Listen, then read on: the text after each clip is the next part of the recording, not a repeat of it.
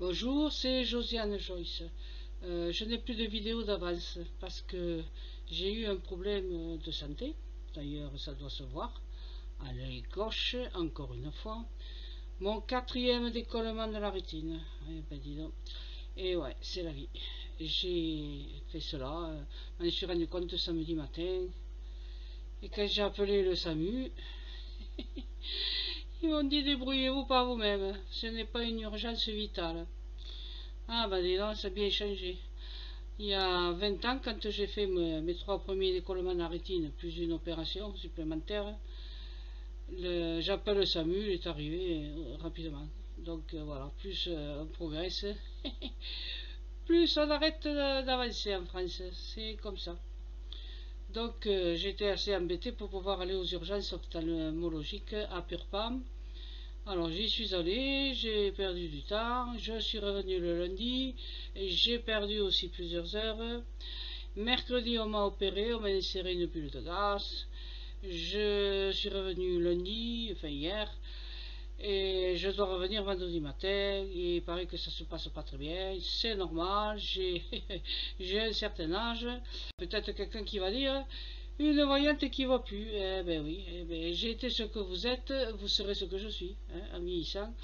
Vous savez pas ce que l'avenir vous réserve. Moi je le sais, mais bon. Tout le monde croit il va être aussi jeune et beau à 70 ans qu'à 20 ans, et bien non, il arrive des problèmes. Voilà. Alors ça m'a donné l'occasion de rencontrer des infirmières à l'hôpital, et il y a beaucoup d'infirmières.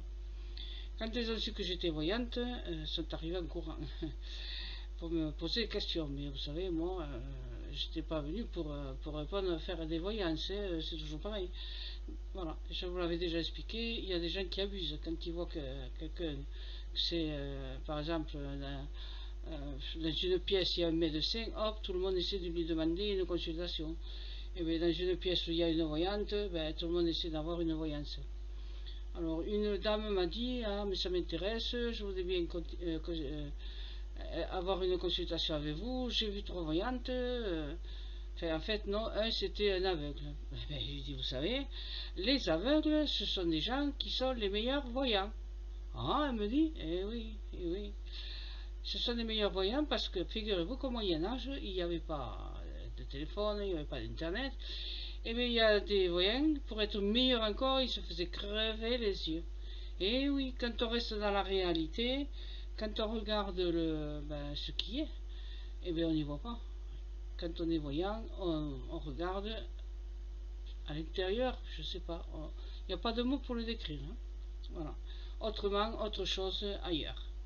C'est pour ça que quand je demande l'âge et le mois de naissance, et que bien sûr en face on me dit ah je suis né le 28 août 1949, ah, j'ai dit donc donnez-moi votre âge, votre mois de naissance.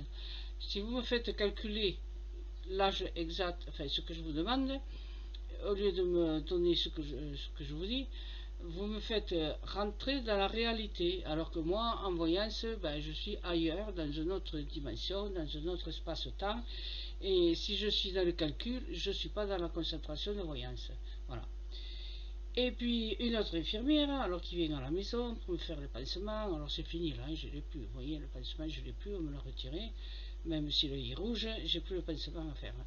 Mais l'infirmière me dit, voilà, je fais des rêves, enfin voilà, ce que je voulais savoir c'est, est-ce que je vais réussir, enfin pas réussir, elle me dit, je fais de la musique à message, est-ce que mes messages, je vais pouvoir les faire passer, messages, musique, message, que je ne voyais pas trop ce qu'elle me disait.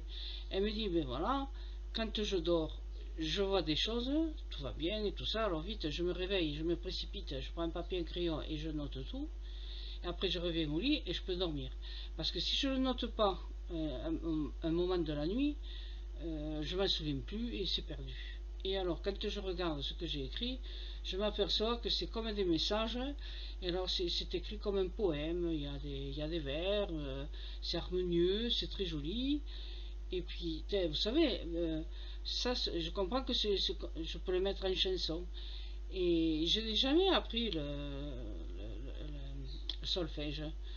Voilà, ça me vient tout naturellement, la musique me vient au bout des doigts. Bon, je dis d'abord, ça c'est des rêves lucides, hein, que vous faites.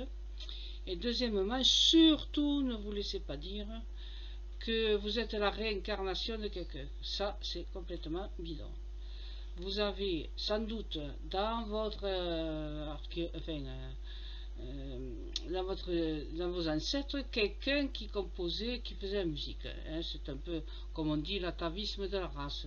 Là, vous avez ça accroché à votre ADN et ça n'a rien à voir avec de la réincarnation. Donc ne vous laissez pas berner. Maintenant, si vous voulez faire circuler les messages que vous avez, c'est simple, allez dans des petites radios, et puis après, peut-être que quand on trouvera que c'est intéressant, on vous enverra dans des plus grandes, et voilà, parler de ça, c'est pas courant.